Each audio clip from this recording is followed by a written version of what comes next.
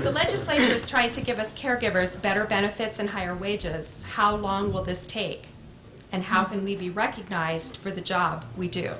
So it's kind of a two-part question. So let's take the timing issue of how long it will take, better benefits and higher wages. We'll go to our panelists first. Erin? I think I'll jump in first because it may be a little bit of a follow-up question to some of the things I talked about. Because I mentioned the Iowa legislature earlier, they developed in 2008 what's called the Direct Care Worker Advisory Council.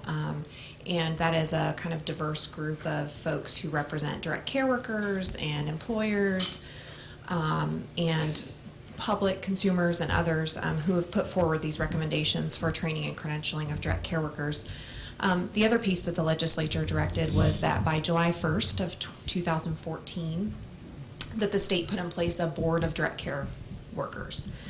And what that essentially means is that we develop a board for the profession, much like any other professions that many of you are aware of. Cosmetologists, for example, barbers, many professions have boards that govern the profession and kind of set rules that guide the profession. So the Department of Public Health has been tasked with developing that board by July 1st of 2014. We currently have a federal grant from the Department of Health and Human Services to pilot the recommendations of the Direct Care Worker Advisory Council. So we are undertaking kind of starting up activities now, and over the next 2.5 years, we'll be piloting in a couple of parts of the state where we actually are testing the training and credentialing. So we're developing some training, implementing that training, having direct care workers go through that training, actually receive some interim credentials from the state, and it's really going to provide an opportunity for us to get a lot of feedback from direct care workers and others out across the state about, you know, are these going to work once we put this board in place. So that's kind of the vision. I think there's probably a lot of details that have to be worked out, you know, kind of before that board goes into place, but there's a lot of planning taking place at the state level right now to try to make that happen.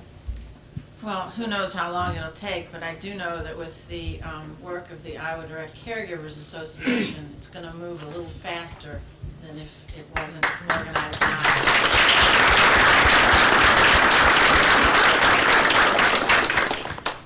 I think that's a great opportunity for you too as direct care workers to really define and help with the accreditation system and really elevate and market and talk about your profession. It's a way to raise the profile of what you do by forming the board. You've already met some objectives through the advisory committee. There's a role that has, I think a report that has to be presented on 2012, so you've got some good deadlines to keep you moving in the right direction.